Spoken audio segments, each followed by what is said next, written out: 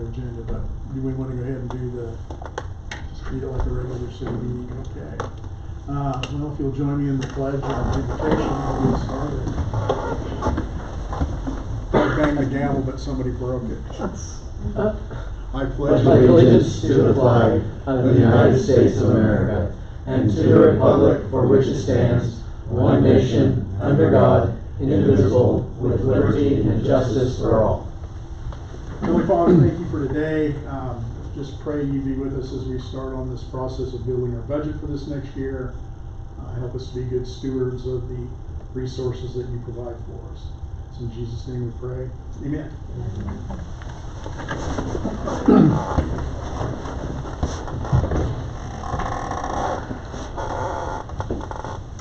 Okay. CFO Brooke Carroll is in charge.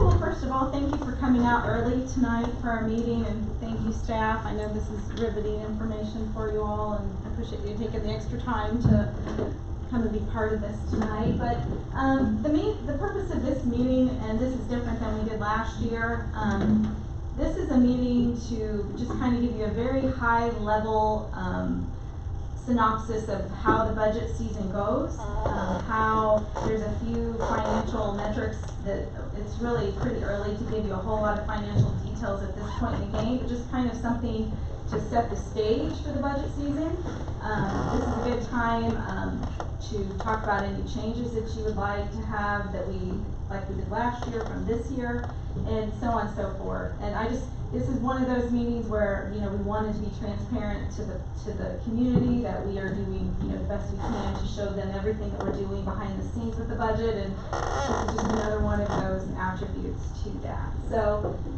the purpose of this meeting, like I said, is just to kind of give you the overview. And again, I want to emphasize very high level numbers. There's very few numbers in this presentation tonight. There is no formal action as well. So again, we're not voting on anything. This is just kind of a direction setting meeting. The first thing that I want to talk about is our budget calendar. Some of this is new to some of you, but you will have in your packet, or at least in front of you, the most current budget calendar. This is something that I will be giving probably in every council packet going forward. It changes almost daily. It's on our budget hub. That's kind of new, so everybody in Goddard and the whole wide world can actually see the meetings we're having behind the scenes, who's involved in those, and what's been completed. So it's pretty cool to show you that we have already completed everything for February, and I even clicked off tonight's meeting on here, so it looks like that we're really doing good. Let's see. Council work sessions, you're going to notice on this sheet that there's a series of council work sessions, and I will also send you calendar invites for those as they get closer. I kind of wait just a little bit in case any of the dates change, that way your calendar isn't changing every 5 seconds on those items. Council citizens are welcome to come to any meetings that they would like to come to. It tells on here where they are, who's involved, and what topics we'll be talking about. And then the roles and responsibilities of the city council and staff. City staff's goals and responsibilities are to gather the data for you, prepare everything. We meet behind the scenes, we research, we organize all the data for you to process in each one of our work session meetings when we start talking at the fund level.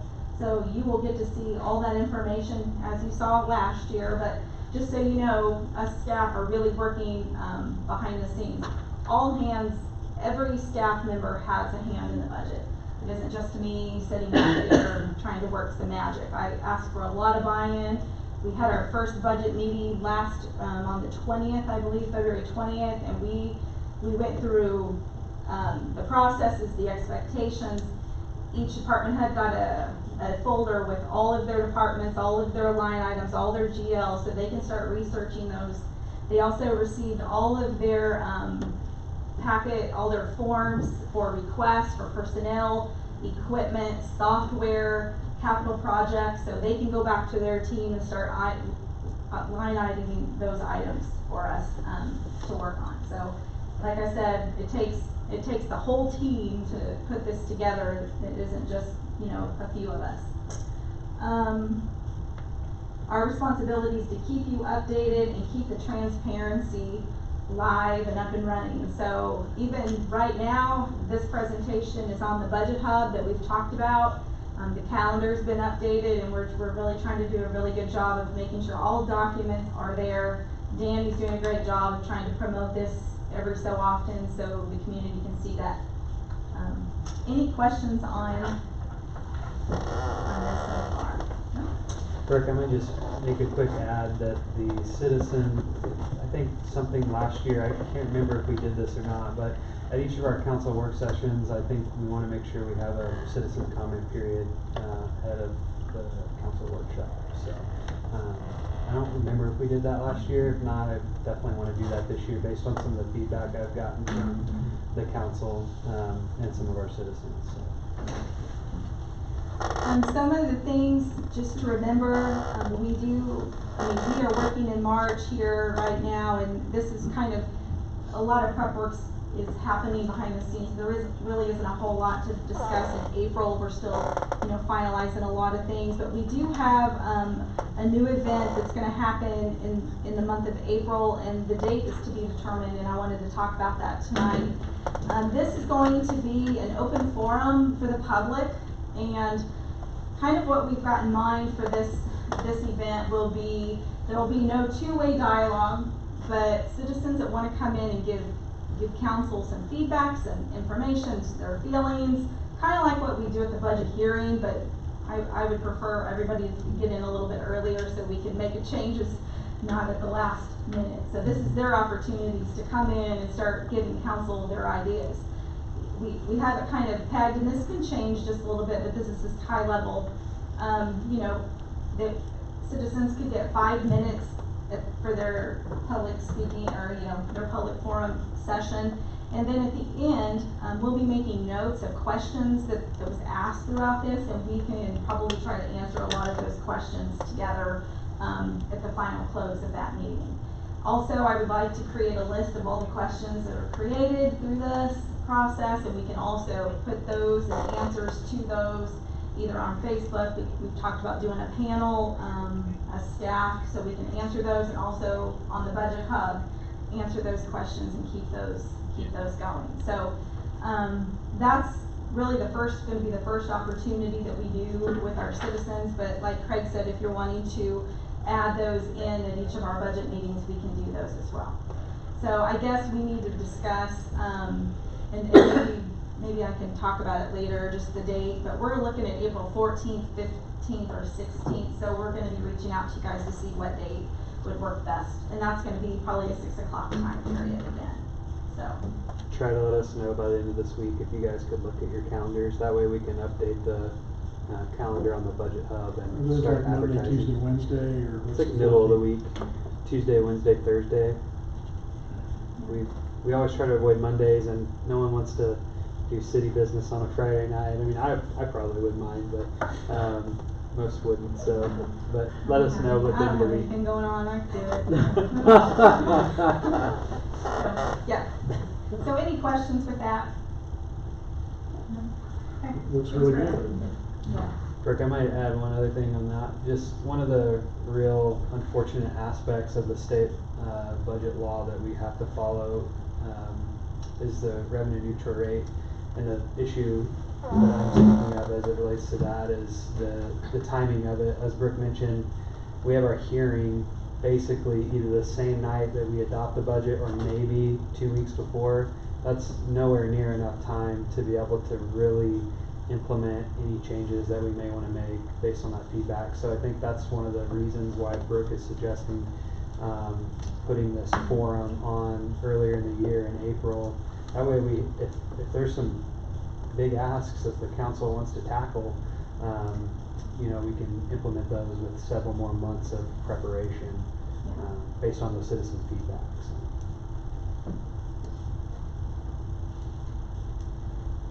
Some important dates that are coming up, like I mentioned, our public engagement opportunity in April. I won't go through this list completely, but May is really kind of a work process. We get a lot of our data done. I'm working on budget worksheets, presentations, but if we need to have some special meetings to talk about direction again, there's gonna be time in May that we can set aside in there, but nothing formally set at this time. We get into June and July, we really start working on our funds. So we will start having meetings, back to back based on those funds. One of the changes I wanna make this year is I put streets way last year, but I'm gonna put it with the general fund since the general fund supports almost all of the street fund. So, it makes more sense to put those together. So if we're transferring out over to the street fund, we can make those discussions at that time. So with that being said, we'll just flow through this calendar. Like I said, this is likely to change, but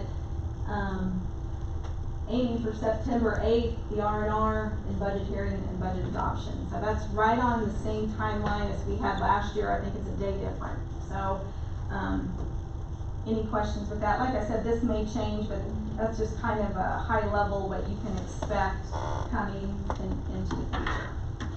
You're making the year go by really fast. I have a hard time believing we're in March. Totally. So the next section here I want to talk about, and again, I want to emphasize this is very high level. It's too early to do projections with only 2 months of data. I get through March, I'll start being able to annualize a little bit better. The auditors come, will probably do their presentation in April, and then I will have exact fund balances, which that helps with the roll forward and everything. So about then I can really start kicking it in gear and getting all the spreadsheets created and done. But for now, this is just kind of give you some direction of kind of where we plan to go. So I'm going to talk about the general fund revenue, enterprise fund revenue is kind of where we are and what I plan to do unless I hear differently and you guys want me to go different directions. Then I'm going to talk about our overall expenditure pressures. These are the things that are the big ticket items, things that are high focus, high dollar items that we probably need to think about. And then we'll talk about our fund balance levels and reserves. So right now, it's kind of been expressed to me through word of mouth and just general feeling that maybe we don't want to increase the mill levy next year. So we may want to try to just kind of leave it where it is. And I kind of wanted to look and see what that meant for us. And so if we make no change to the current mill levy, just leaving it exactly where it is and not increasing it to like we had planned to do into our projections, that impact results in around $200,000 of less revenue than our prior projections. So that is mill levy dollars only. That doesn't include our growth. So if we start looking into the assessed valuation growth, I would plan to exceed R&R so we can keep up and take advantage and reinvest our valuation growth. That's kind of a give or take. We don't raise the mill, but we plan to utilize the increase in valuation to bring in those extra dollars. In 2026, we budgeted our assessed valuation at 13%. 2027, we've kind of leveled that off for 11%. So I'm going to leave that like that. So as long as we don't have any state legislatures making our lives miserable, this is a pretty good scenario. And I think in that, the percentage is decreasing, but because of the growth, the actual dollars are probably from that 13% into 2027, the actual dollar growth will be about the same. So there's a little bit of mathematical. Yeah. As the numbers get larger, this percentage changes. I mean, if we end up going from basically what mills were this year, 90, I would round numbers. Next year, it's probably gonna hit close to 100, and that still creates in terms of hard dollars, the growth is still pretty significant. Mayor, one of the other impacts of not increasing the mill levy to 41.299 mils as previously discussed is that the sales tax distribution that we receive from the county is tied to the mill levy. That's part of the funding formula. So we would not receive additional sales tax revenue as a part of the distribution that we get if we don't increase the mill levy. So it's a smaller impact, but one still worth noting. us taking advantage of the R&R, we still are able to utilize approximately $377,000 of additional revenue, to help fund the 5 and 5 Street program, our essential personnel and services, and our CIP projects. So just to keep that in mind. Overall though, our tax revenue and trends, and this, when I say overall tax revenues, this is, I did an analysis on our property tax, sales, compute, franchise, and alcohol, and this doesn't take into consideration what Craig just mentioned. I'm not sure how to calculate that. I'll show you. Okay. So in 2025, we actually had a 24.74% growth in that tax group. That's actual budgeted. I've kind of put some numbers in there for 2026, and again, these are high levels, just kind of based on annualization of the past 4 or 5 years and growth trends that I'm seeing. And I can predict that we probably will have about a 10% increase this year in our overall taxes, resulting in about $609,000 of increase in revenue.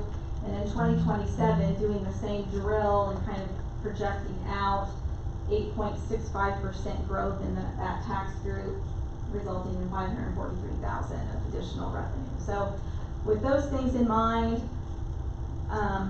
again, if we want to raise the mill, I can run scenarios that way. If we don't want to raise the mill, I'm gonna do the scenarios that way. Other things to consider, our general fund also has other earnings that are significant. We have interest earnings, permit and fees, and administration fees, which our admin fees will be down just a little bit in 2027 and 2026, but in 2027 they're going to go up pretty substantially based on their tenants that are maturing at that point in time. So,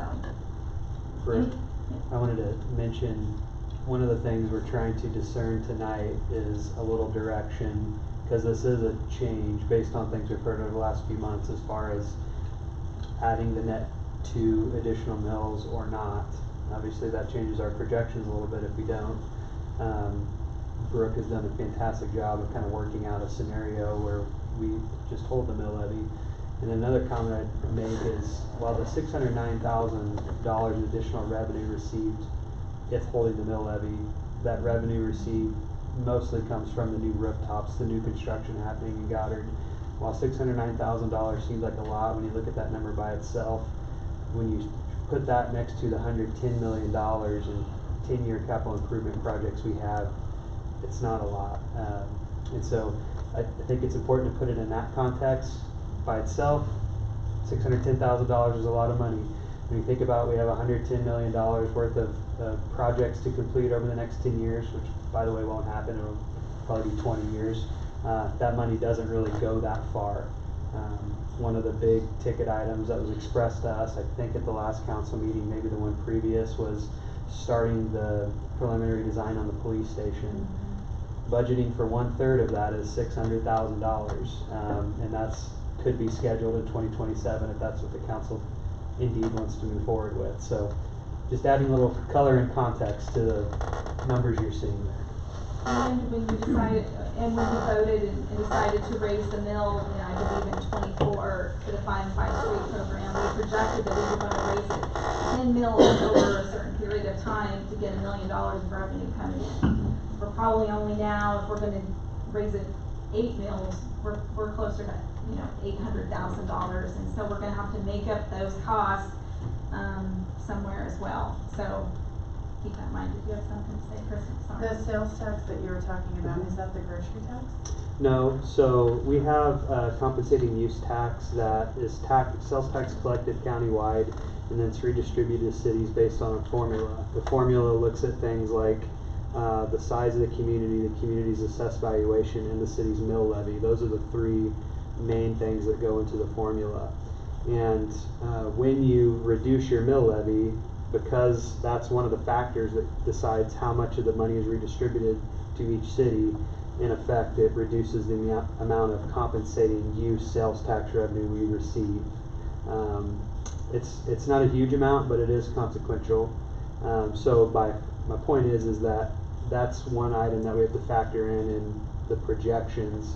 by not increasing the 2 mills as we had planned. So that's an item that is undergoing some legislative scrutiny right now.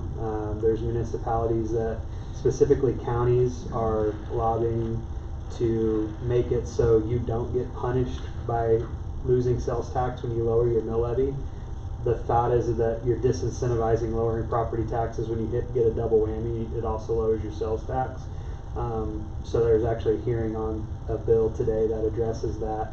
The problem is the bill that they're looking at is very punitive to cities and very lucrative to counties, and so we're having a bit of a power struggle on coming to some compromise with that. So based on the hearing today, it sounds like for at least another year we're fairly safe that the law is not going to change. But as it is, when you reduce the mill levy or you hold it the same instead of increasing it as you projected you would, you're also taking in less compensating use sales tax. But that's potentially in relationship to the other cities. So there would be some adjustment if other cities lower their mill levy and we stayed the same. I mean, there's a lot of offset and probably not a big difference. I think that just based on the political environment, with the amount of interest income that we're able to generate, I think we can go a year and then reassess after the next year.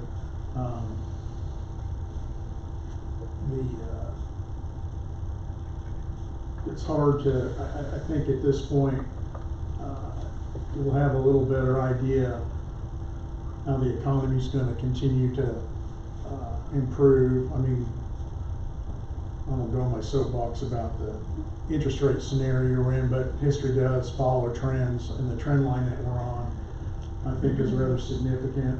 I talked to a couple of realtors in the last week, and the activity that they're seeing in their work has increased this year over last year. So the number of people looking at buying and needing places to live in Goddard, that activity's picked up. So that bodes well for lower interest rates going into the rest of the year. So $200,000 based on our interest earnings, I think we've got enough wiggle room to sit tight for a year and not. I just think after last year, I mean, the pushback we got from going up 6 mills was nothing compared to the pushback last year from going up 2. But I think part of that is just the environment and the frustration people are experienced with the increase in valuations of the property and their taxes. So I think if we could just hold where we are, I think that would be good, and hopefully if the county and the school district, if they tweak back a little bit the net result for our citizens, their overall tax rate next year could go down. Like, I mean, it's kind of what happened this year. I mean, our increase of 2 wasn't creating a net increase, I think about 1 and 1.6. So when I do my projections, I still go out 5 years, and I will probably just leave it neutral until I start seeing a dip in our reserve funds or our reserve balances.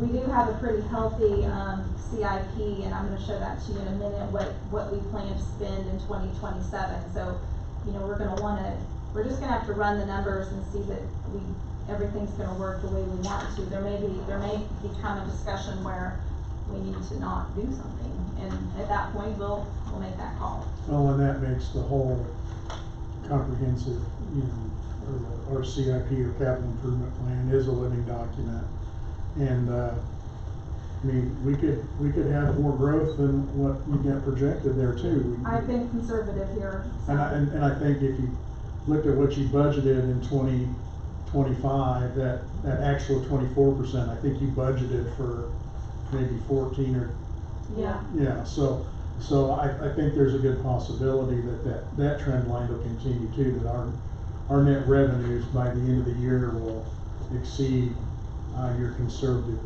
budget numbers, which is a good place to be. Mayor, I would add that interest earnings that you keep referring to, one is a testament of Brooks' really hard work of going out and shopping to find the most competitive rates. We always have several institutions that want want those deposits, and then secondly, it's a direct result of our growth. Most of our interest earnings are coming off of the temporary note debt that we've issued that sits in an account, and we pay out of that to build the infrastructure projects that the developers are financing. But majority of those interest earnings are coming off of debt that would not exist if it were not for all the development of the community. So there are so many positive impacts that a growing community has that really helps hedge against other risks that we face and other communities face. These charts are pretty much repetitive. We just talked about these items, but you can see just kind of the trend line of our assessed valuation growth.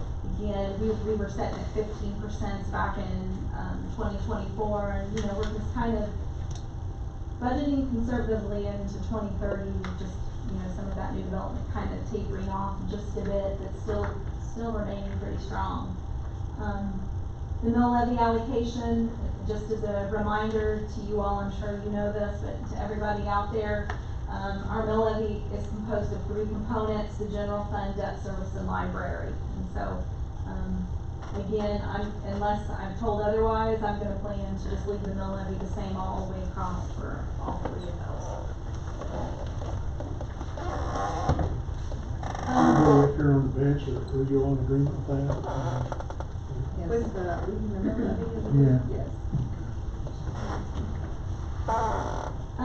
Moving forward into our enterprise fund revenue analysis, and then we'll get into our expenses, our expense pressure. So right now, just kind of want to give you an overview of the water utility operations. In 2025, we had a positive net income of about $430,000, which is really, really good.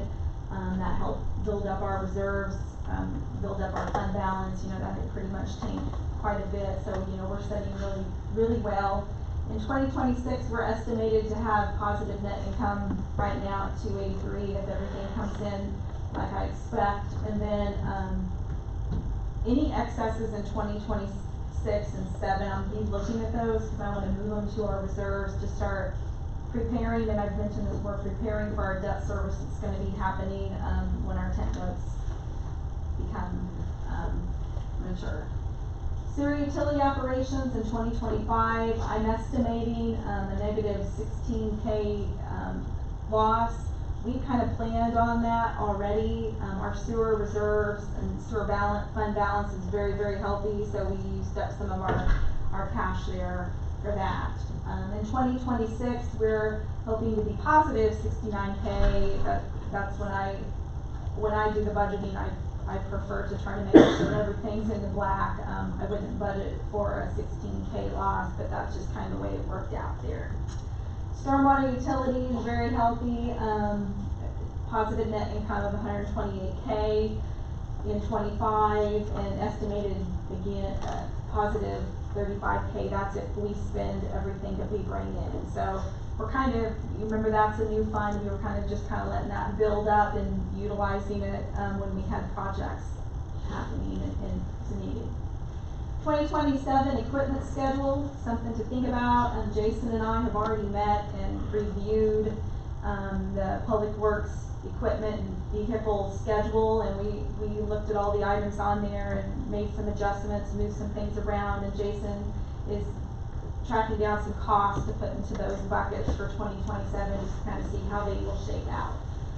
If you recall, all of the equipment schedule, all the vehicles there is split a third, water, sewer, and street. So each of those funds bear the burden of those costs.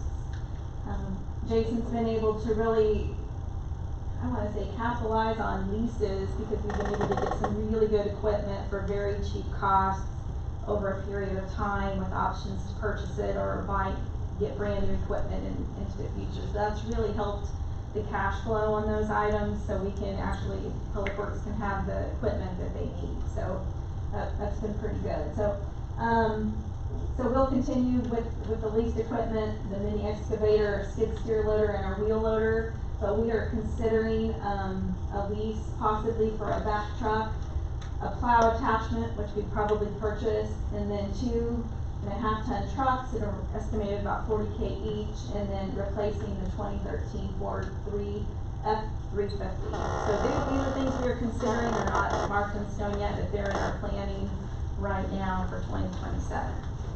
Jason, or Rick, you might let Jason share kind of what that vac truck is, what its use is. It'd be a new add to a fleet that we don't currently have, and they are very expensive, but very helpful to have. Yeah, so the vac truck is for considered combination trucks. Used for sewer is mainly what they use for. So they act like our vac trailer, and they can clean sewer lines. So what Mayor's been doing for us, if we would get a vac truck, there's some of that we can be doing in house now. As well as some of our hydro excavation that we've been doing with the vac trailer. A vac truck will give us more ability to be more efficient with those hydro excavations. So not only are you saving money with reducing some of the contracts with Mayor, you're also increasing our efficiency out in the field when it comes to potholing for utilities, like we did just here on Kellogg for the fiber companies. Just like when we do water leaks, we also hydro excavate for that as well. So they are very expensive, but they do come with a lot of benefits in having that at our disposal. And there's also the ability in the middle of the night, if we have a sewer backup in a main line, then we don't have to call out emergency services with Mayor to come do that. We'd be able to go out and take care of that sewer main ourselves. He's trying to find the best deal, so. Just find as good a deal as you found on a dump truck. We'll see if we can. I know You set vac the bar trucks. really high. Yes, Good, though. yes. Good Vac luck. trucks are very expensive, so we'll see what we can do. Any questions on those? Okay, so our overall expenditure pressures, and this ranges citywide, not just general fund. This touches all departments, funds, and so on and so forth. But some of our highest costs that we're looking at are our personnel costs, health insurance, police vehicles and equipment, technology. These are items that change every year, and we have to really work on those. But right now in our budget, we're gonna factor in COLA and merit raises to be anywhere from 3 to 5%. We will run scenarios of everything and just see kind of how it shakes out. New positions that we're considering, a director of human resources, which we could possibly be bringing to you really soon. I think it's in Craig's That'll advertise this week. That's not new for next year. That'll be replacing a position we budgeted for this year. We're doing some reprioritization.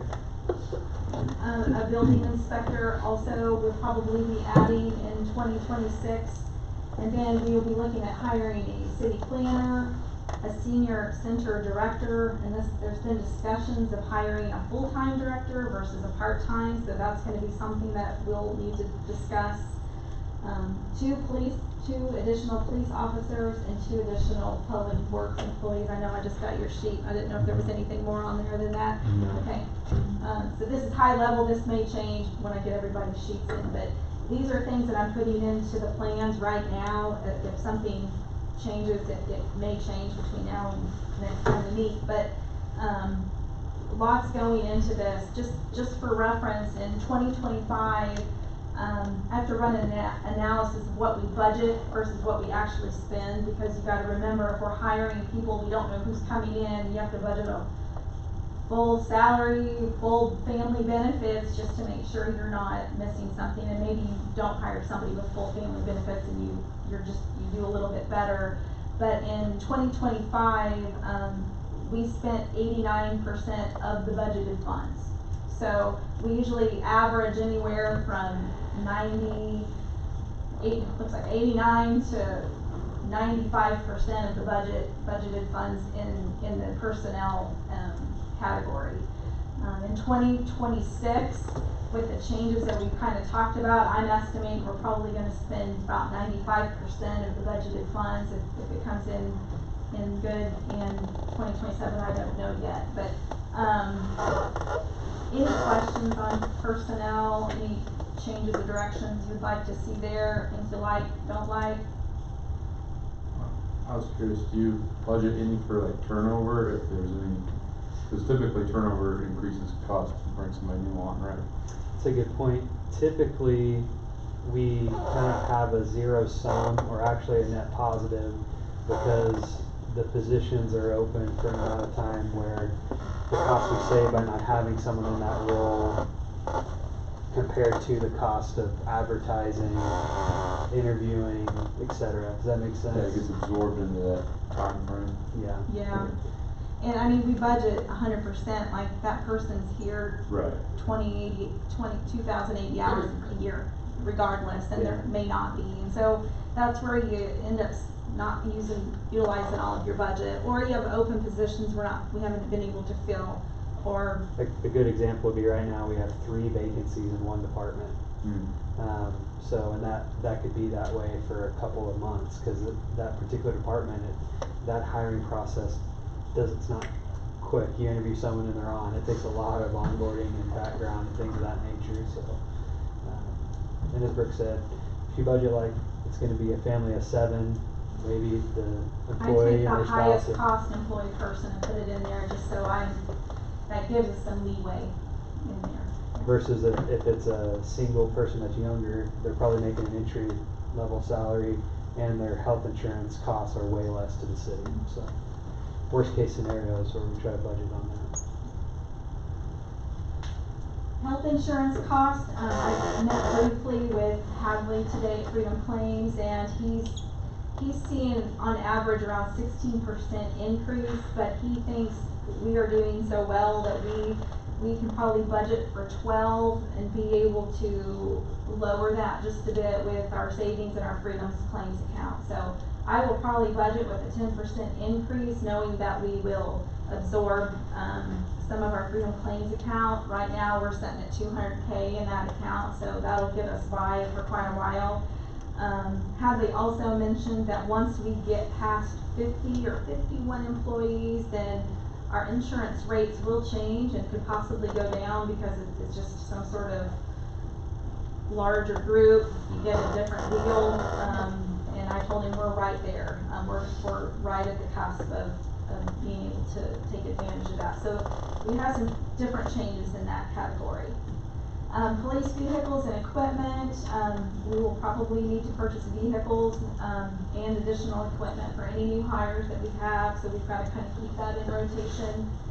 Technology increases, this is basically our contracted IT. I'm going to budget at least 5%. We met with Ryan and I met with them the other day, and they broke out the budget for us for 2027, and I think they increased everything 5%, so that's probably what I'm going to use to put that in there.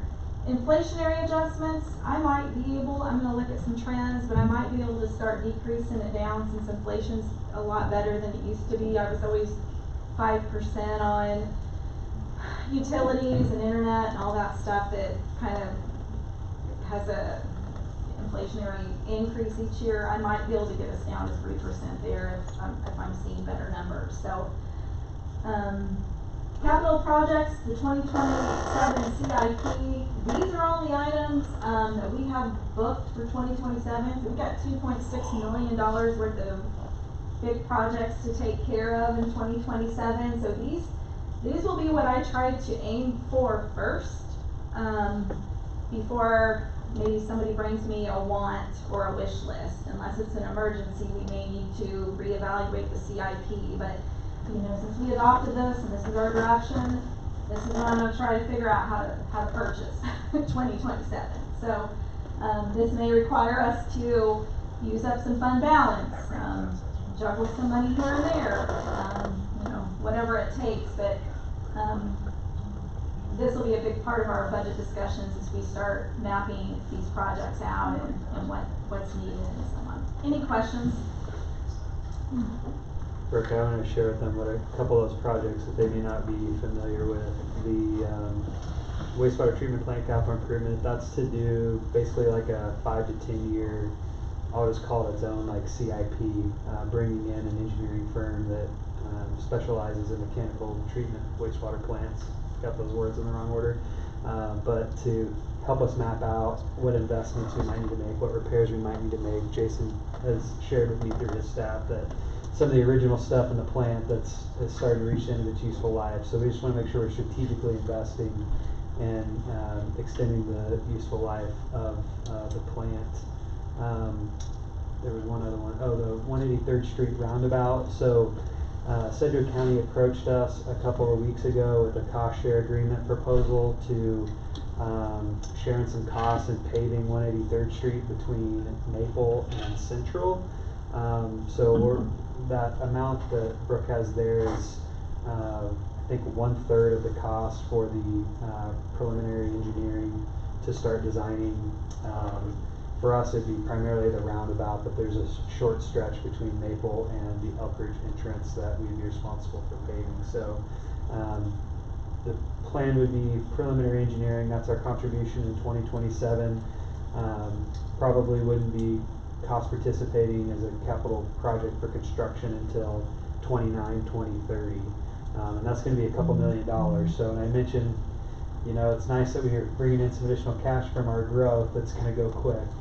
That might be the first capital street project we have on the other side of the 5 and 5 program, but you guys may have something else in mind.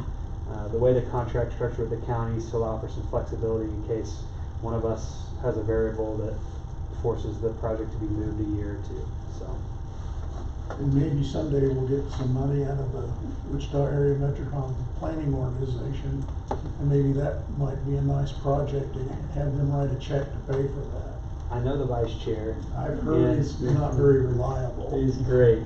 We did, I'm glad you mentioned that, Mayor, because we have submitted that project to WAMPO for funding, and they score the projects based on things such as, is there multiple agencies that are working together to fund it. So this should score higher because of our partnership with the county. It should score higher because the engineering will be done in 2027. So it is a pretty good possibility that we could get WAMPO to fund a good part of this project in 29 or 2030 based on its merits. Add it to your long-term prayer list. It's on my prayer list for sure. I wanted to make mention of a couple of these personnel items real quick, Mayor, if you don't mind. A couple of these are ones that'll in some ways help pay for themselves. That building inspector, you guys probably know this, we have an interlocal agreement with Sedgwick County Metropolitan Area Building and Construction Department. MABCD. Mayor, you don't have a quip for a government acronym? Not that one, I'll pass. Okay. I'll behave myself. So we share 50% of the building permit revenue with them.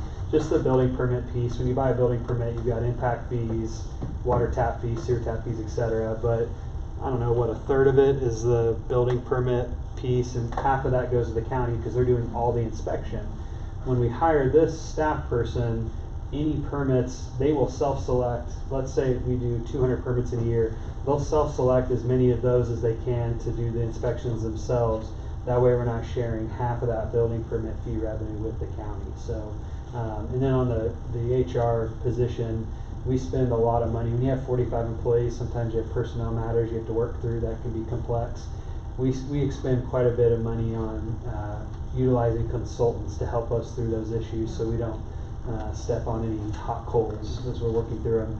Having a professionally trained HR person who is solely focused on HR, not splitting with other duties, will allow us to utilize them primarily, and really just the legal people for a quick review and comment, not the sausage making.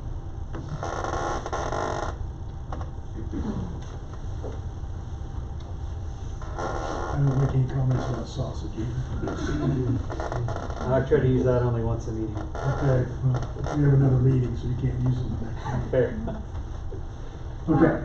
Real quickly, fund balance and reserve discussion. This was our fund balance,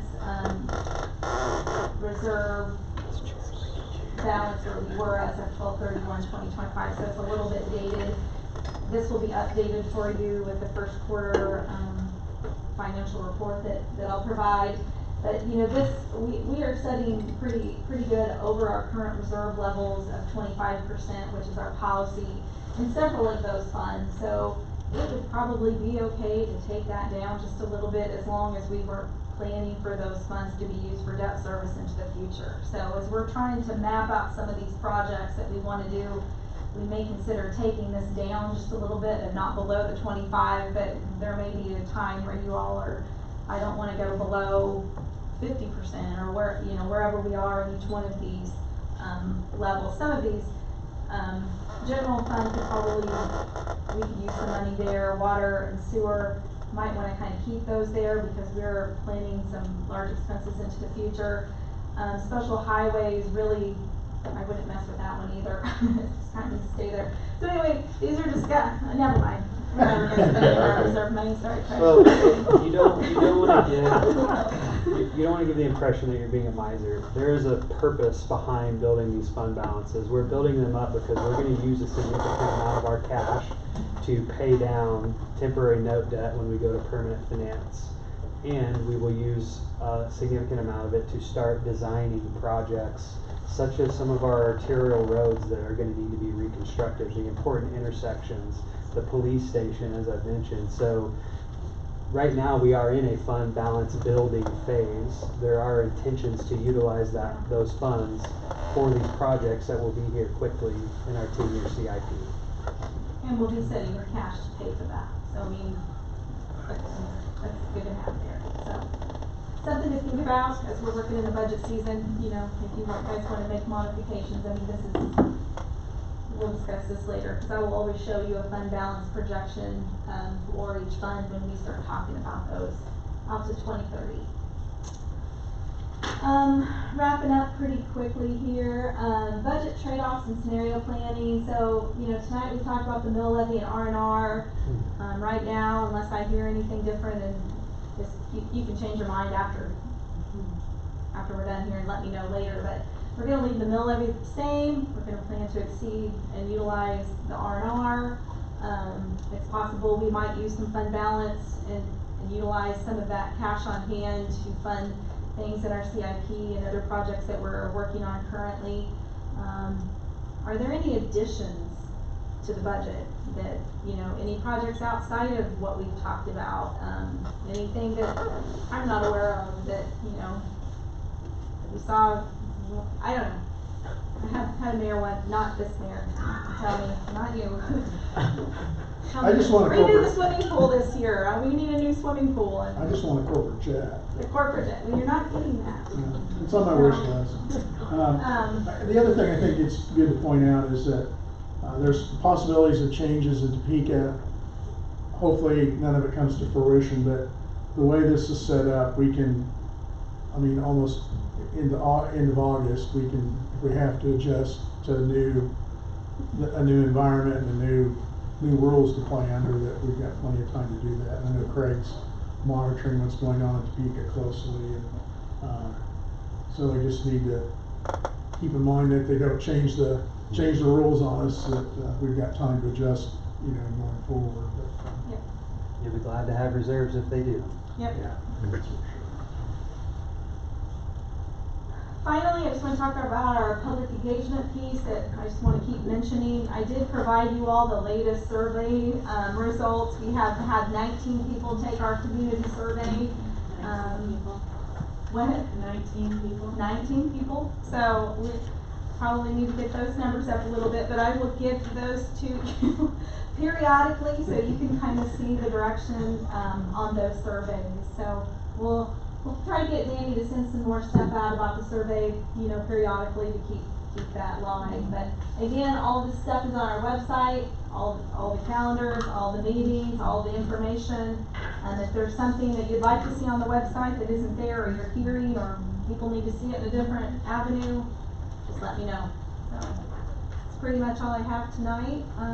Any questions or comments, or not? Our next budget meeting will probably be in April to hear what the community has to say about things. So Very good. I'll make a motion to close our budget meeting. Second on that? Second. Krista seconds. All those in favor say aye. Aye. We've got about 11 minutes till 7 o'clock meeting. So. Thank you. thank you for